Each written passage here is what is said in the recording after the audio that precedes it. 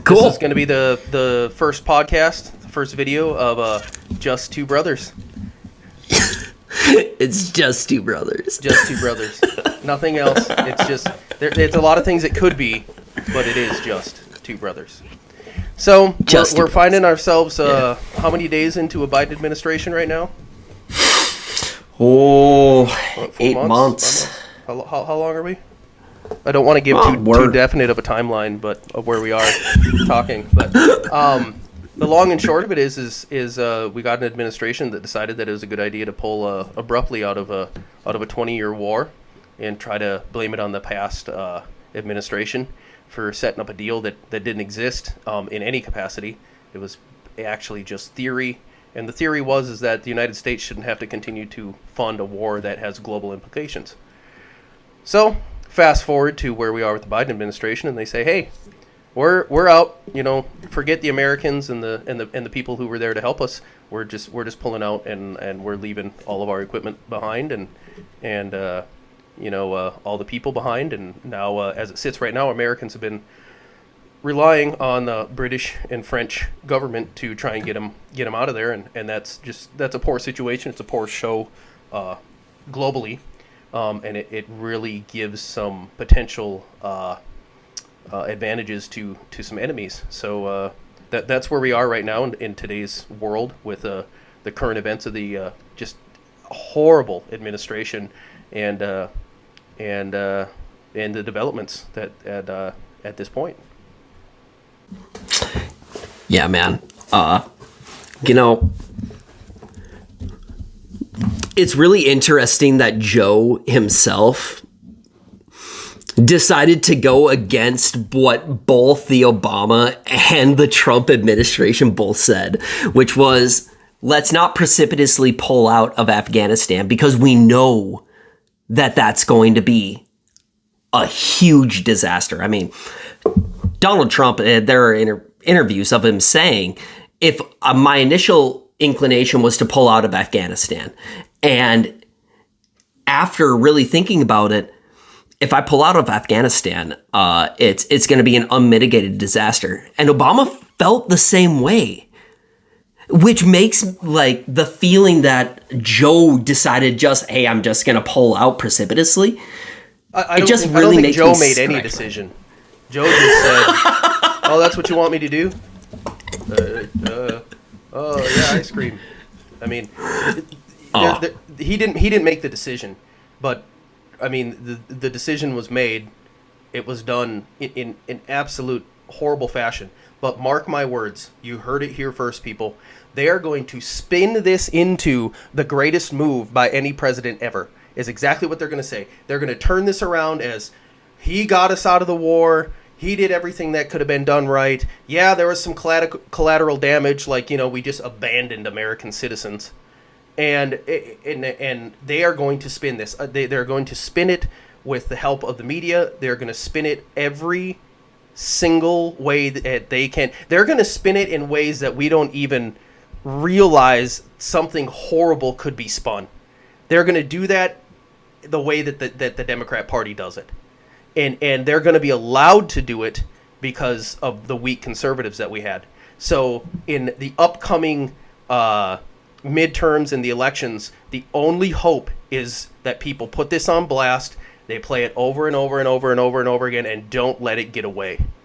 Because that's what the plan will be. They're already trying to turn the page on this right now. It's no doubt that is the Biden administration plan. I mean, you can see him already doing it. He takes time and he goes to Camp David. He has to be literally dragged back to give a talk about it. And then he goes and immediately goes to Camp David right after that. I mean, we're talking immediately after Americans died. That's his initial reaction. I think it's not even a stretch of the imagination to say that, yes, the media and the White House in general is going to try and spin it as a victory. And really, they're just hoping that the American people forget about it. And to be honest, that's a pretty good bet. I think it's a pretty good bet. I mean, it really is. I mean, people just forget, you get all this all this, everybody gets up in arms about stuff, but they seem to do it for a very short amount of time, and then it gets just to be another thing that just happened, and then, as time goes on, you'll just hear about how great the decision was and how he just performed under pressure and performed so flawlessly. Oh man, he had the greatest back out of all time. Even though he ran the ship directly into the iceberg, you're going to see him say, or you're going to see the media say, man, the evacuation that we did was so good. I can already see it. I can already hear it. They haven't even said it yet, and I can already hear it. You know what's happening in Kabul right now is Google's blowing up with how to pilot an Apache helicopter. I mean, that's what's going on there right now. How to repair Humvee. That's all. I mean, it's not funny. It's really not funny. But I mean, the fact is being left that kind of opportunity. I've also developed kind of a theory about this that if Russia was really on top of their game right now, I may have mentioned this to you before, that they could come in and look like the world heroes right now. They could come in, wipe the Taliban out, completely obliterate them, and how Russia does that, and just send everybody home. And they, China could do the exact same thing. Well, China could do the same thing, but I mean, you've seen in the news that they've formed an allegiance with the Taliban government. Oh, what? I know. I'm shocked. Wait, you're telling me that China wants to take over the world's largest lithium mine that hasn't been used yet? Well, man. I mean, you got a backstabber with a backstabber. How did that work in World War II between Russia and Germany? I mean, that's kind of the same. That allegiance doesn't really concern me so much as how we've just said. Everybody goes to the defense of, well, we just can't occupy a place forever. Can't occupy. Well, I mean, we're going to occupy it forever. Yeah. Actually, we are. I mean, that's what needs to happen. And the reason why is, do we still have troops in Germany? Do we still have troops on the border in North and South Korea? I mean, it's 80 years ago. Yeah, the answer is yes. Is it a global? We have troops in over 100 countries. Well, exactly. I mean, so why is it, we can't have people in Afghanistan forever? Well, you see what happens. I mean, and part of the thing is people have been, oh, well, man, how fast the troops folded. Look at how fast those people folded. Well, heck, that's their relatives and their cousins and their brothers. It's more logical to think that the people in the military in Afghanistan, that is the affront to the radical Islam. That they are going to, hey, we got a job in the military, but, when things get really bad, we'll just jump over here with the guys that we know. I mean, think about the reality of having an affront based on a holy war that is going to keep those people divided indefinitely. I mean, no one should be surprised when it collapsed at that rate. That shouldn't surprise anybody at all. I completely expected it. Add on top that they knew that the Americans were pulling out. Why would they want to engage with the Taliban when they know that this is probably going to take more than just the Americans backing us? They're not going to defeat the entire Taliban within this one military combat. So you're talking about a long-term decision-making that, honestly, the Afghan military and the Afghan people are going to have to make. And it doesn't surprise me one bit when they turn and they say, you know what, we see this as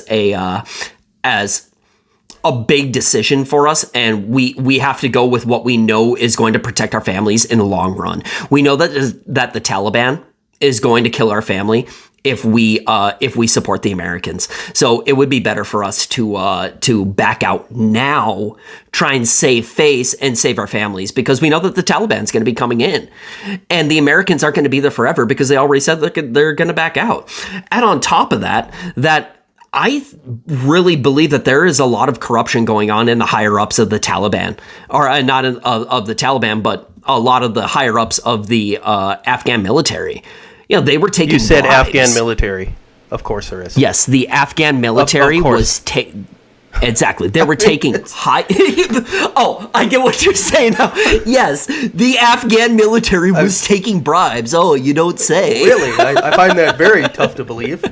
I mean, it just... My point, I guess, with the whole thing was no one should have been surprised at the speed at which they collapsed. No one should have. You knew the moment that there was any sort of realistic, we're on our own now, that was it. It was going to happen instantly. Instantly. And that's exactly what went down. So that should surprise nobody. No one should. You should expect that. I mean, that's what's going to happen. I completely agree. I mean, the fact that both Obama and Trump knew this. They knew that if we were to do a precipitous pullout, that it was going to be an unmitigated disaster. And yet we have Joe deciding, hey, you know what? For whatever reason, I'm not going to get into conspiracies, but for whatever reason, I'm going to pull out. And he just does it. You know, really conjures to mind. Let's get into conspiracies. What do you mean? Well, I mean, if I'm being real conspiratorial here, here's what I would say. I would say that if we really looked at Joe's relationship with China, okay, Joe has... That's not a conspiracy, actually. That's... you know what? Twitter, Facebook, YouTube, they would all have you think that it's a conspiracy, but it really isn't. Fuck you, YouTube. But outside of that... I mean, for real. Okay, Joe, it is common knowledge. Well, maybe not common to everyone, but it is well known that Hunter had been picking up bags of cash for, maybe not for Joe, but Hunter had been picking up bags of cash in China at the heads of different companies. We know this. I mean, it was the same thing that he was doing in the Middle East. He was picking up bags of cash, and you know, him holding 10% for the big guy. There is a That's very Santa Claus. Uncomfortable. There is a very uncomfortably close relationship between Joe and the Chinese government, and I don't think that this is any secret. And when you look at Afghanistan, who stands to benefit the most? China. Yeah. It's obvious China does. And, you know, they say follow the money. Well, in this case, if we were to follow the money, it would lead us to China. That's where it would lead us. And just the thought that both Obama and Trump both said if you pull out of Afghanistan, precipitously pull out of Afghanistan, it will be an unmitigated disaster. And Joe goes against that. It just really makes me question his motives. Now, he may say that he has all of his generals agreed with him. Well, you know what? Everybody agreed on the Challenger space flight. That isn't much of a conspiracy. Seriously, I mean, that isn't much of a conspiracy, dude. That's just like you just like. I know it isn't much of a conspiracy, but everybody would like you to believe that Joe thought that he was going to just back out just for, you know, because he thought it was the best reason, because he thought that the American people wanted to back out, and a lot of us did. And I get not wanting to be in Afghanistan forever. Well, yeah, I mean, I understand that. I mean, but it goes back to what we said earlier. I mean, you know, the argument is always, well, can we just indefinitely occupy an area? And the answer is yes. I mean, like you said, what's going to happen here? It's going to collapse. China's going to benefit if, you know, I mean, they made that allegiance public early. They're willing to recognize the Taliban as an official government, which, you know, surprisingly, the left is too. I mean, they're very happy to, oh, yeah, they're the people that we like. They do all sorts of peaceful stuff. You know, they want to go down that same road. But at the end of the day, he abandoned a bunch of Americans, a bunch of military, a bunch of people who helped us through these 20 years of war. And, you know, 13 soldiers were killed. And Nancy Pelosi, in all of her grand wisdom, refuses to allow the names of those soldiers to be read in the chamber. But I do remember at some point them doing an homage to George Floyd. which was perfectly acceptable. But, our American soldiers that were dead at the hands of the Democrats, that's recognizing those people doesn't mean anything. So I have another conspiracy for you. It's called an agenda.